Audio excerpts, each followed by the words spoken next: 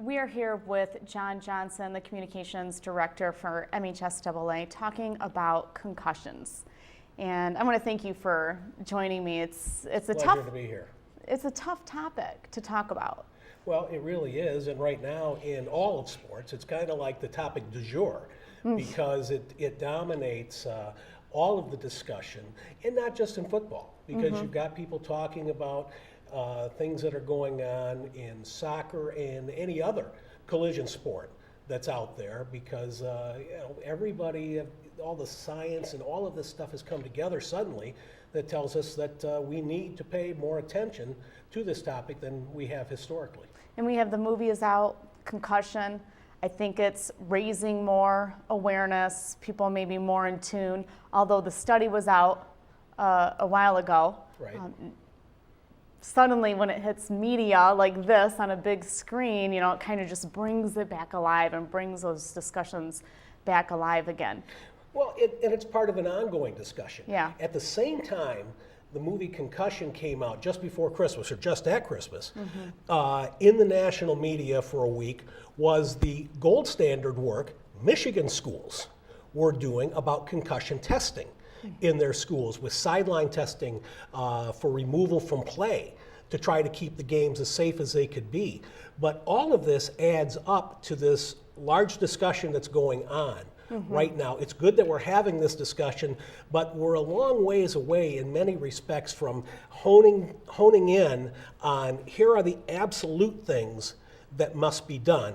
But we're doing so much more than we have in the past 10 years or the past 5 years overall in sports relative to concussions, and the high school community's been at it for a long time, and I think the statistics bear that out. And we have a quick graphic from WebMD online. It's really easy to find, anybody can do it. It's just what is a concussion. Any hard hit that jolts the brain inside the head. And when I watch the Concussion movie, they show inside, they have movie magic where they're showing the brain inside and how every time your head is hit, sports, car accident, any situation, your brain is going to shake inside your head and basically hit your skull. That's and right. I never realized that. Yeah, think of a pitcher of water with ice in it. When it's sitting there, all those ice cubes really represent your brain. Now whip that around and there goes all the ice. That's exactly what happens to your brain. And it doesn't have to be a hit. Think of a tackle in a game, maybe where a player gets grabbed by the neck, gets whipped around. Okay, that spinning motion is happening up in your head too. So it doesn't have to necessarily be a hard blow to the head that causes the concussion. Right, so when we're watching football, millions of Americans watching football on the weekend, and we see those hard, when they spear helmet each other, we're thinking, oh my gosh, they're gonna get a concussion. But really, they could get that from a hard hit to anywhere in the body when their head jolts back like that. That's right. It's as much the motion as it is the hit itself. And sometimes you see the two helmets clash together. I mean, you can hear that hitting on TV. So how did they get up and walk away from that? And especially when you have a really good parab operator down there and they've picked up good sound. That's right. But you don't know sometimes exactly what it is that's going to cause it.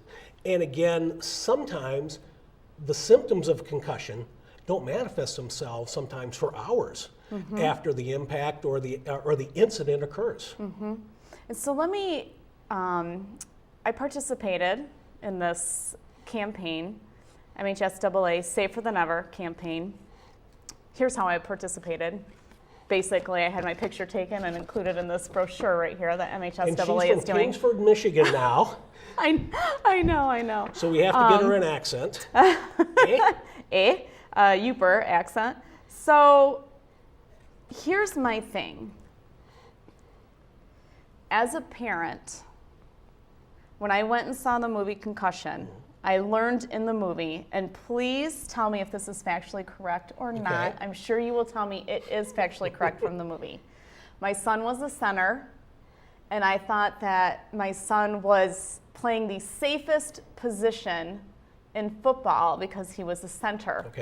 And I thought, I do not want my son being a wide receiver and getting hit hard, or a running back, or, oh my gosh, you know, forbid that he would get the ball and have to, you know, the punt return guy, because Right. you know how hard. Those kinds of plays Scare me. Runs back in the open field, interceptions, kick returns. Those are the plays where they're most likely to happen. So what I learned from a big hit. So what I learned in the movie is it's the repetitive hit, and that the center gets hit more than any other position. And so I was thinking, as a parent, I'm like, oh my gosh, I thought I had my son in the safest position. And he's in the position where he was getting hit every single play. And it's true, because he's right there, and it's just, is that true? And that's one of the things right now that the science is beginning to teach us. Yeah. There's been enough studies that have been done that tell us that repetitive hits, not necessarily the hard knock you out kind of hit, because only 1 in 10 concussions are the kind where you lose consciousness. But it's that repetitive hit that happens every time you would hike the ball, or if you're a lineman coming off the ball and making contact with the player across from you. You know, there's been some studies already. You know, that part of the science is really validated. And that is why you see high schools across the country now reducing the amount of time that they spend in contact practice. In Michigan now, you can only have contact practice 2 days a week. And we're actually looking at things that we might try down the road in a sport like soccer and say, hey, we're only going to let you head the ball in practice 2 days a week, because there's another body of science out there that backs up some of the things long term. The longer term. Longer Right. term from Yes. World Cup caliber players Yes. about heading the ball.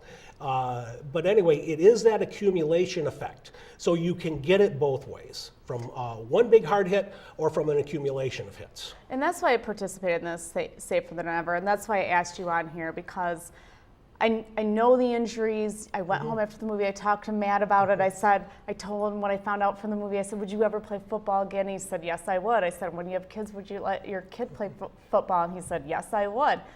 And so, you know, I thought about it and said, I got to have John on here, you know, to talk about Safer Than Ever, because I know there are things that are happening at every level, not just for football, but for other sports as well. Because soccer, there's a lot of concussions for soccer. It's the second major sport that causes concussions.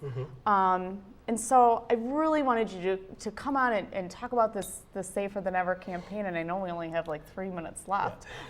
Well, Safer Than Ever is something that we got together with the Michigan High School Football Coaches Association about, to promote the fact that football, the way it is right now at the high school level, is as safe as it can possibly be. If you think back 30 years, 40 years, the number of catastrophic injuries in high school football was at an all-time high. Deaths were at an all-time high.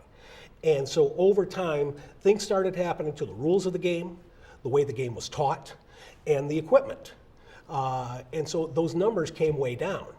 And you know, if you take a look at the numbers, just even for the first half of this decade, you know, you're averaging 4 to 5 direct fatalities from football, and those numbers are down considerably compared they were to 20, 30, 40 years ago. And how many in football, you said, right? In football. And so how many players are there participating in football? Over 1 million kids play high school football.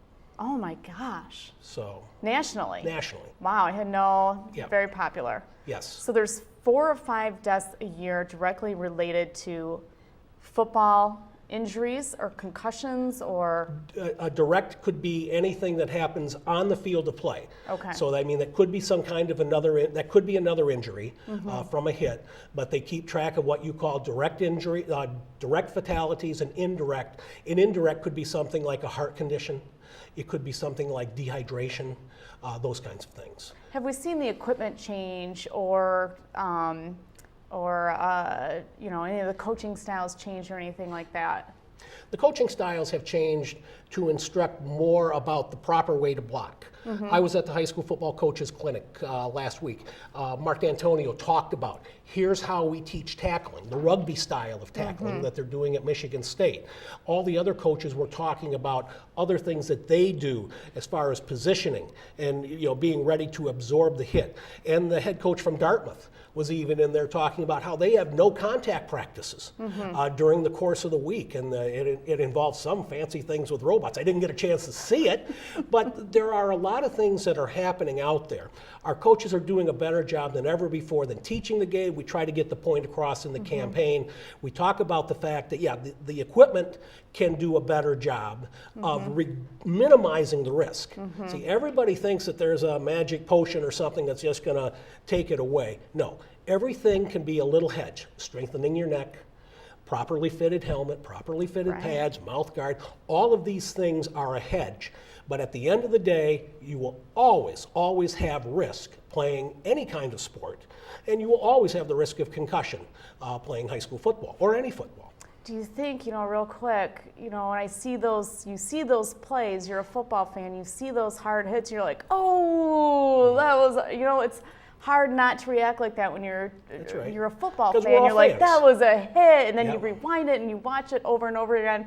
Then in the back of your mind, you're thinking, oh my gosh, that guy's neck just snapped back. His brain is shaking inside there, So I know things are changing, and I know they're making changes at all levels, and I appreciate you coming out here today and talking about the changes that they're making with MHSAA, and I'm sure we will be having you come back out again, especially as you're doing more and more with the campaign and getting the word out. Yeah, we're talking about it with our football coaches committee this week, and the website is saferthanever.org.